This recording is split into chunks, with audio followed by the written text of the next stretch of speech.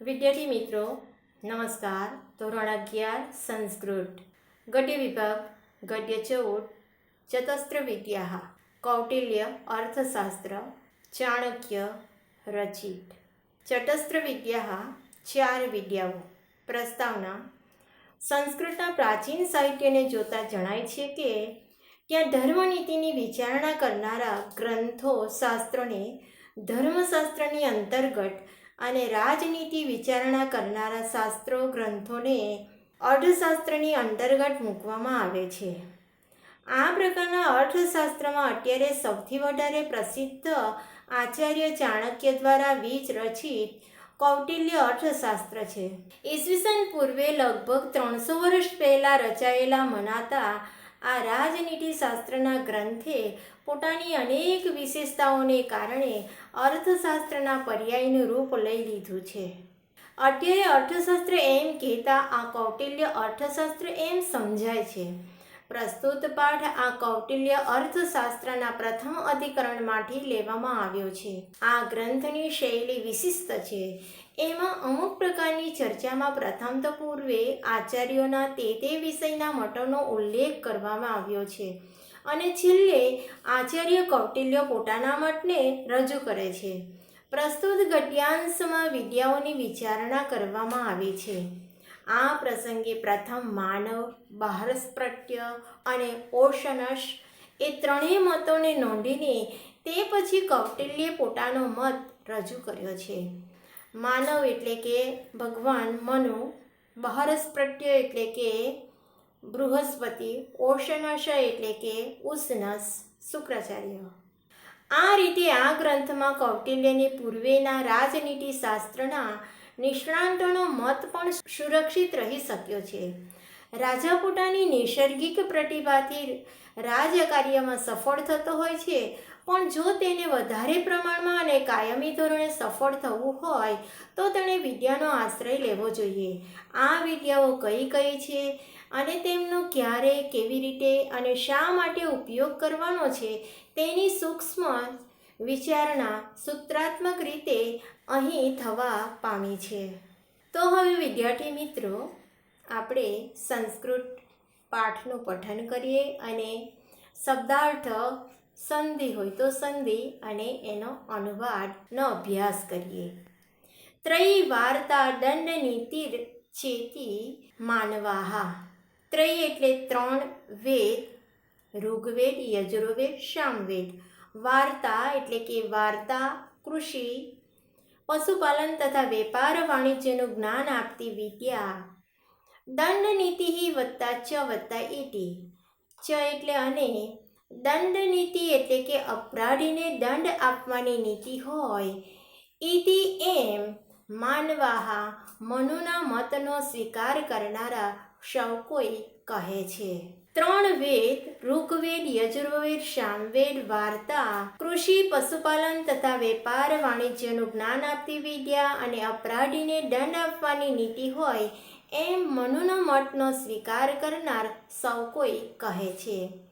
વાર્તા દંડ નીતિશ્ચેતી બૃહસ્પત્યાઃ. વાર્તા એટલે વાર્તા, દંડ નીતિ વત્તા ચ વત્તા ઇતિ. વાર્તા અને દંડ નીતિ હોય એમ બૃહસ્પત્ય એટલે કે બૃહસ્પતિનો મત સ્વીકારનારા સૌ કોઈ કહે છે. વાર્તા અને દંડ નીતિ હોય એમ બૃહસ્પતિનો મત સ્વીકારનારા સૌ કોઈ કહે છે. દંડ રીતિ રેકા વિદ્યા ઇતિ ઓશનશઃ.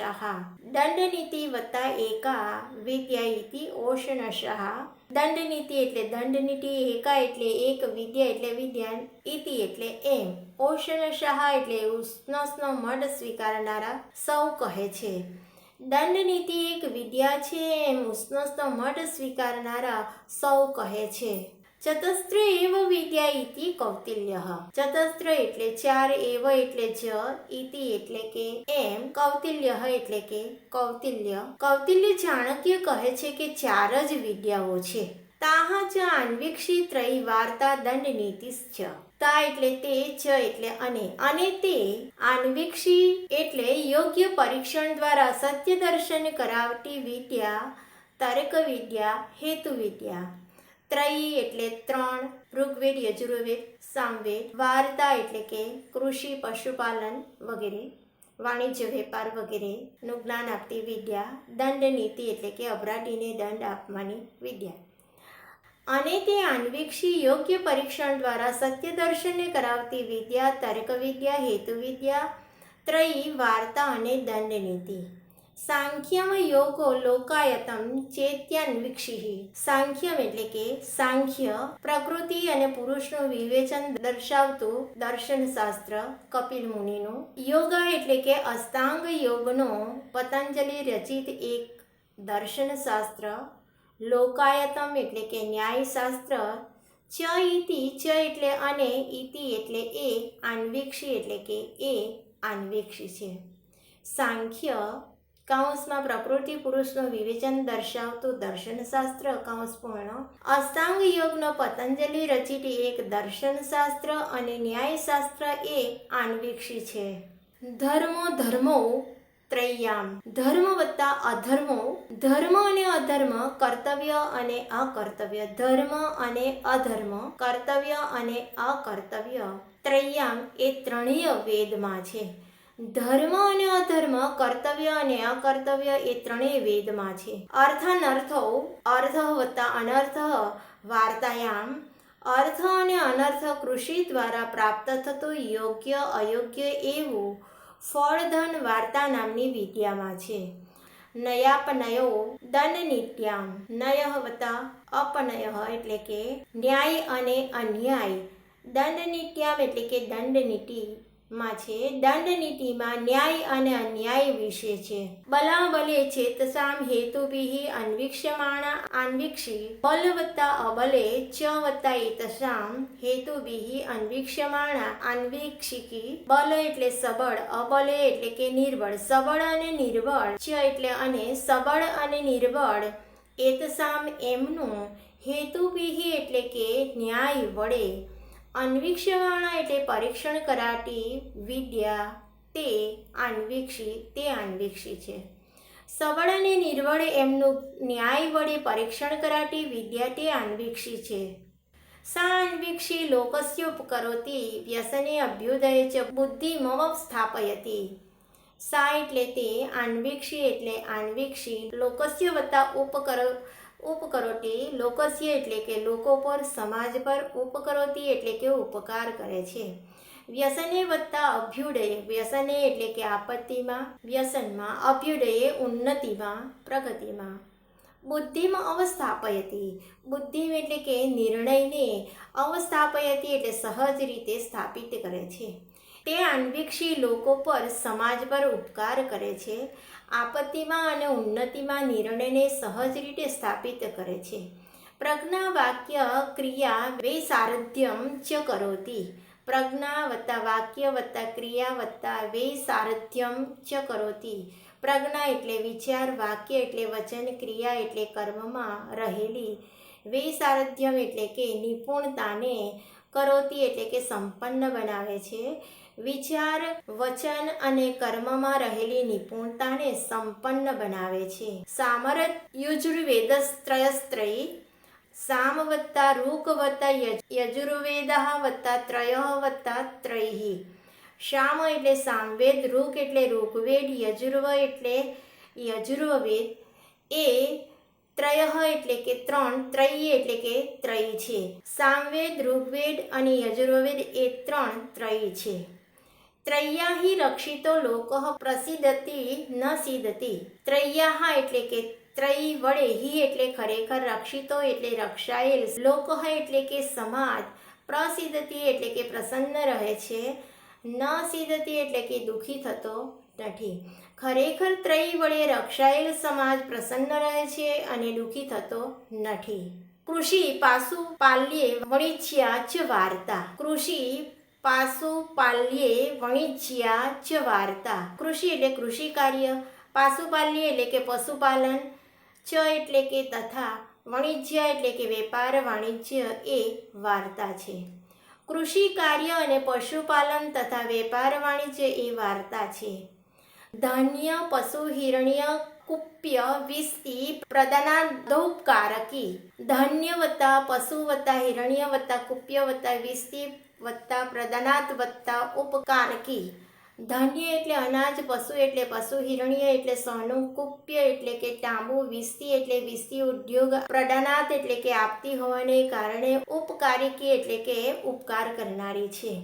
અનાજ, પશુ, સોનું, તાંબુ અને વિસ્તી ઉદ્યોગ આપતી હોવાને કારણે તે ઉપકાર કરનારી છે. આન્વીક્ષિતૈ વાર્તાનામ યોગક્ષેમ સાધનો દંડઃ. આન્વીક્ષી એટલે કે પરીક્ષણ દ્વારા સત્ય દર્શન કરાવતી વિદ્યા. ત્રયી એટલે 3 વેદો, ઋગ્વેદ, યજુર્વેદ, સામવેદ. વાર્તાનામ એટલે કે અને વાર્તા, કૃષિ, પશુપાલન તથા વેપાર વાણિજ્યનું જ્ઞાન આપતી વિદ્યાના. યોગક્ષેમ એટલે યોગક્ષેમના. સાધનો એટલે સાધનવાળો. દંડઃ એટલે કે દંડ છે. આન્વીક્ષી પરીક્ષણ દ્વારા સત્ય દર્શન કરાવતી વિદ્યા. ત્રયી 3 વેદો, ઋગ્વેદ, યજુર્વેદ, સામવેદ અને વાર્તા, કૃષિ, પશુપાલન તથા વેપાર વાણિજ્યને જ્ઞાન આપતી વિદ્યાના યોગક્ષેમના સાધનવાળો દંડ છે. તસ્ય નીતિર દંડ નીતિ. તસ્ય એટલે તેની નીતિ વત્તા દંડ નીતિ. નીતિ એટલે નીતિ, દંડ નીતિ એટલે કે દંડ નીતિ. તેની નીતિ એ દંડ નીતિ છે.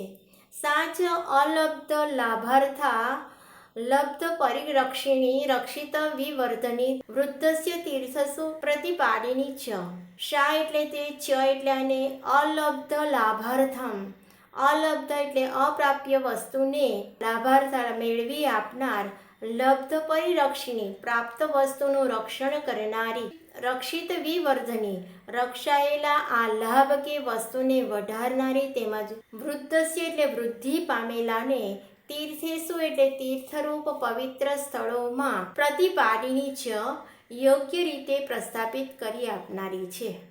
અને તે દંડ નીતિ અપ્રાપ્ય વસ્તુને મેળવી આપનાર, પ્રાપ્ત વસ્તુનું રક્ષણ કરનારી અને રક્ષાયેલા આ લાભ કે વસ્તુને વધારનારી, તેમજ વૃદ્ધિ પામેલાને તીર્થરૂપ પવિત્ર સ્થળોમાં યોગ્ય રીતે પ્રસ્થાપિત કરી આપનારી છે. તસ્યામ આયત્તા લોકયાત્રા. તસ્યામ વત્તા આયત્તા લોકયાત્રા.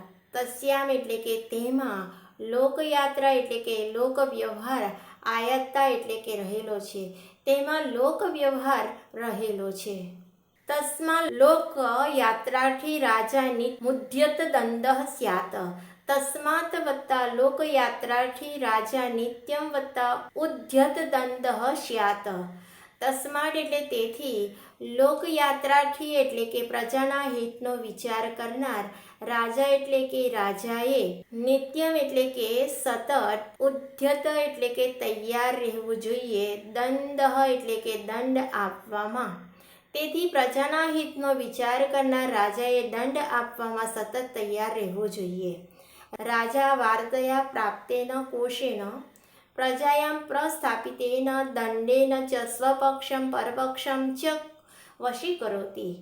રાજા એટલે કે રાજા, વાર્તયા એટલે કે વાર્તા વડે, પ્રાપ્તેન એટલે કે પ્રાપ્ત, કોશેન એટલે ધનરાશિ દ્વારા, રાજા વાર્તા વડે પ્રાપ્ત ધનરાશિ દ્વારા, પ્રજાયામ પ્રજામાં, પ્રસ્થાપિતેન એટલે કે નિયત કરેલા ધનથી, દંડેન એટલે કે દંડથી, ચ એટલે કે અને, સ્વપક્ષમ એટલે કે પોતાના સમુદાયને, અને પરપક્ષમ એટલે કે પારકા સમુદાયને, વશીકરોતિ એટલે કે વશ કરે છે. રાજા વાર્તા વડે પ્રાપ્ત ધનરાશિ દ્વારા, પ્રજામાં નિયત કરેલા ધનથી અને દંડથી પોતાના સમુદાયને અને પારકા સમુદાયને વશ કરે છે. આન્વીક્ષી ત્રયીમ ચ વિદ્યામ શિસ્તેભ્ય ઉપઉંજિત. આન્વીક્ષી એટલે આન્વીક્ષી, ત્રયીમ એટલે કે ત્રય, ચ એટલે કે અને, વિદ્યામ એટલે કે વિદ્યા, શિસ્તેભ્ય એટલે કે તેણે શિસ્ત પ્રબુદ્ધ લોકો પાસેથી, ઉપયુંજિત એટલે કે પ્રાપ્ત કરવી જોઈએ. આન્વીક્ષી અને ત્રયી વિદ્યા તેણે શિસ્ત પ્રબુદ્ધ લોકો પાસેથી પ્રાપ્ત કરવી જોઈએ. વાર્તામ અધ્યક્ષભ્ય ઉપયુંજિત. વાર્તાને અધ્યક્ષભ્ય એટલે કે અગ્રેસર લોકો પાસેથી, ઉપયુંજિત એટલે કે પ્રાપ્ત કરવી જોઈએ.